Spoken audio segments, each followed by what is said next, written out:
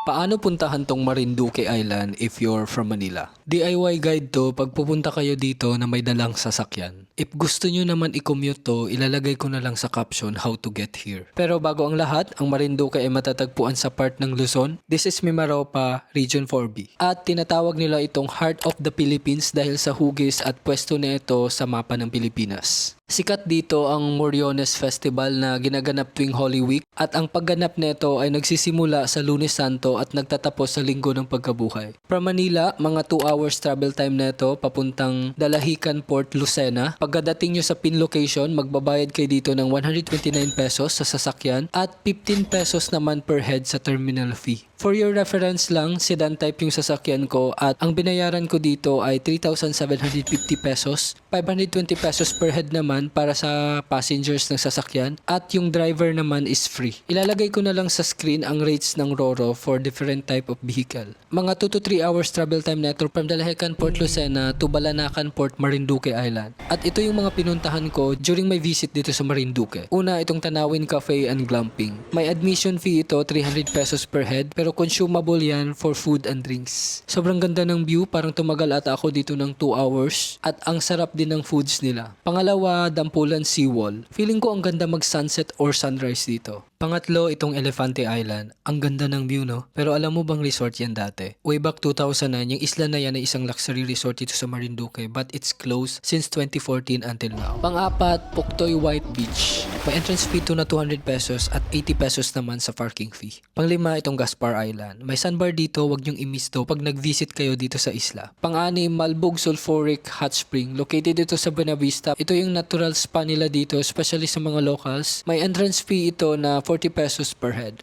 Pangpito, itong Panuluyan Farmstay. Located dito sa Santa Cruz. Ang sarap ng halo-halo nila dito at ang cacao leche plan. At ang ganda din ng view from here. Pangwalo, itong Sibuyao Hills View. A panoramic view located in Torrijos. Napakaganda din ng view. Tumambay ata ako dito ng 1 oras before sunset. This is free entrance. If gusto nyo naman bisitahin ang mga old churches dito sa Marinduque, una itong Santa Cruz Church. Sa harap ng church na to ay may Moriones statue. Pangalawa, Gasan Church. At ang pangatlo naman ay ang Buak Church. If need nyo naman ng hotel, dito ako nagstay sa Balar Hotel and Spa. Located lang to sa Buak. This room is good for 2 packs. Price is 4,000 pesos at may in-house cafe and restaurant at ang sarap din ng mga local foods na siniserve nila dito. Ngayon may idea ka na paano pumunta dito sa Marinduque. Ang tanong, saan ka kukuha ng pera?